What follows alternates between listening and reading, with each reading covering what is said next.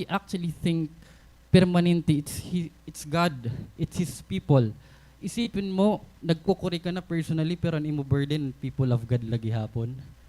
Di ba ang imo burden ang people of God lagi hapon? Si David nagutom. Bahala nga daan first o waton ko ikaw. So there's really something wrong, no? The problem actually here, di rin man talaga ang food, but ang pamati ni David nga dahan tawag niya laman. That's the real problem actually. Ang food nga ginkaon ni David, it was offered to God. It was considered as a holy bread. But wala ito i-condemn ni David na pagkaon ito. Kasi God would allow to eat that food actually. Them. So diri ang pagkaonan problema. The problem here is an iya flesh and at the same time he forgot to listen kung ano ang siring haiyahan banal na espiritu, the Spirit of God.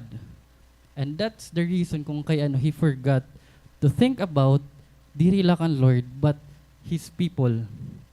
The priest actually is one of His people, David. So niya isi ang possible nga mangyari han mga priest.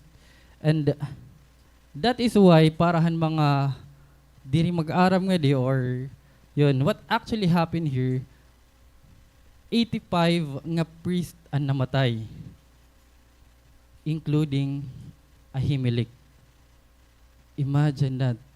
85 priests died, including Ahimelech, and dirila ito. So kung babasahon naton, ang nangyari kasi nga di, nahibaruan ni Saul nga kumadto si David. So, gimpag hinalaan ni Saul nga nag-conspire ini si David pati si Ahimelech, and that is why ginpatay niya ini nga mga priest.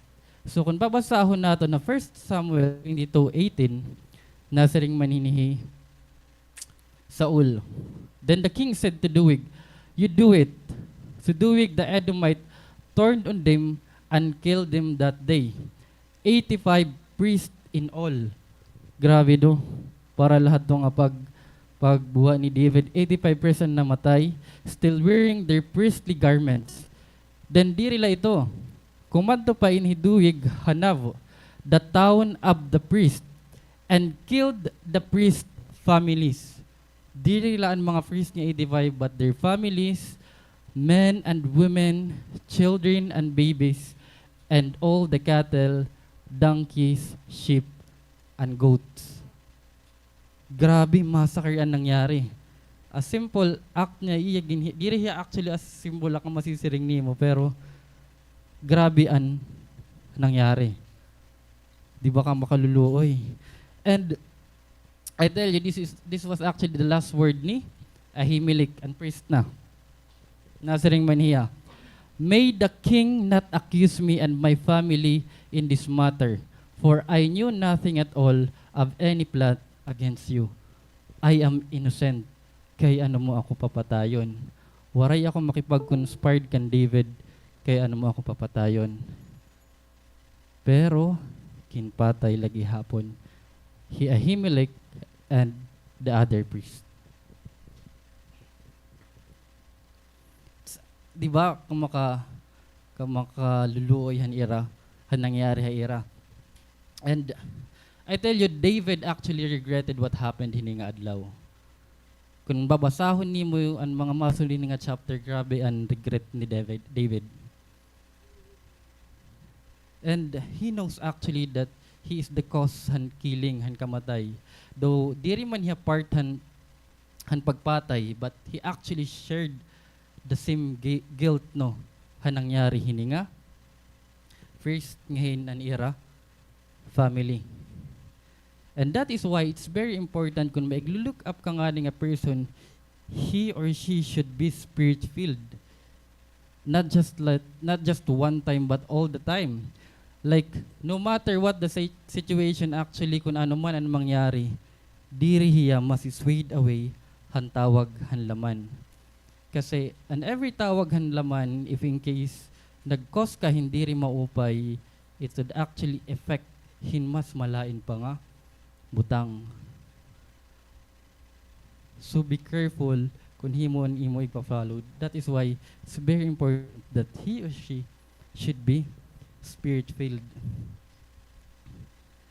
And the next character nga aton or qualities nga aton gikitaon is this one, faith over doubt. Does his faith conquer his doubts?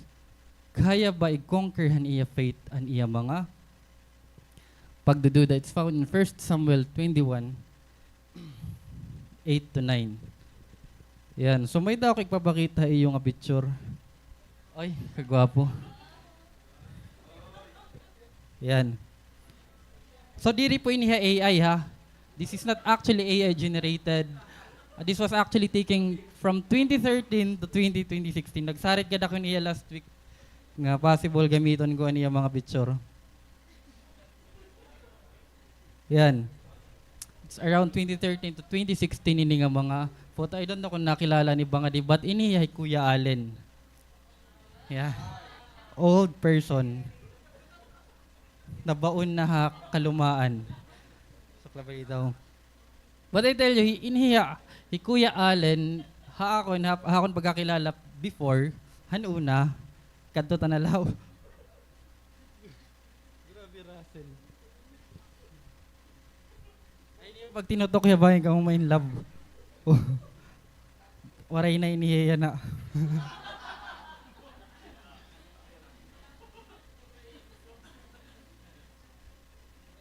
Actually, before, ito nga mga days like 2013, ito nga matay mo. Actually, ginko considered ko niya nga slightly tall, dark, and handsome. As in, head turner talaga ini. Makita ka pala niya pagpa-cute. So ginkuha ko talaga niya mga picture bakit diri ka mo tumuod ha ako no. So diri po iniya AI generated. Diri niya gin enhance. This is a pure ito pa ang mga kuan pa ni mga old pa ni nga mga camera ang mga gamit no. Pero nangangibabawan iya kagwapuhan. I tell you may da talaga hini mga magsarang kay nga kababayan niya nag-away agya iya. Adi pa ito, adi pa ko dito church an iba.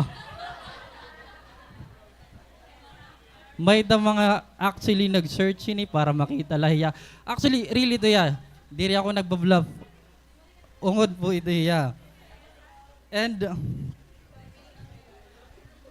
inihiya, this one is a real story. Before, ini kasi, Kuya Allen kasi para kadto iniha boarding house. Oh, may nagkakahudlog na. Para kadto iniha boarding house. Anong nangyari, may kumita nga akon ka-boardmate, tapos nagpakaana talaga ya. Yahino ko no itong kuan. Gwapo manggo, no? Wow. Sana all. So, waray ko na di istorya iya. Pero actually, in protection parahan babae, waray ko na igpakilala kan Clark, akan Kuya Allen.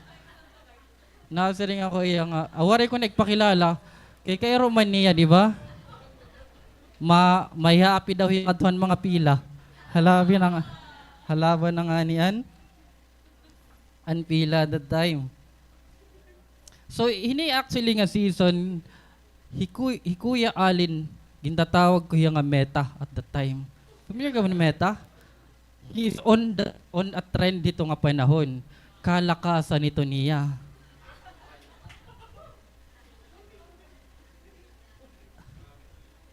As in ka, grabe tawan ni Aline. Diri not. Ungod talaga iniya no, bahing kaunan niyo naginin dreamis ako. Pero ungod talaga niya kay kaurupod ko iniyahan. Hadto nga nanging eskwela pa kami in college. But actually, ano siya ito, Meta talaga ini Kuya Allen. So diri pa ito Kuya Jeff, nakadi Kuya Jeff, pero Kuya Allen na napapansin hininga time. Ungod bali daw.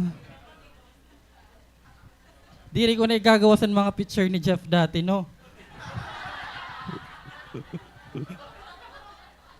Kay bakin makasiring ka mo nga, ay tama, good liwat kuya.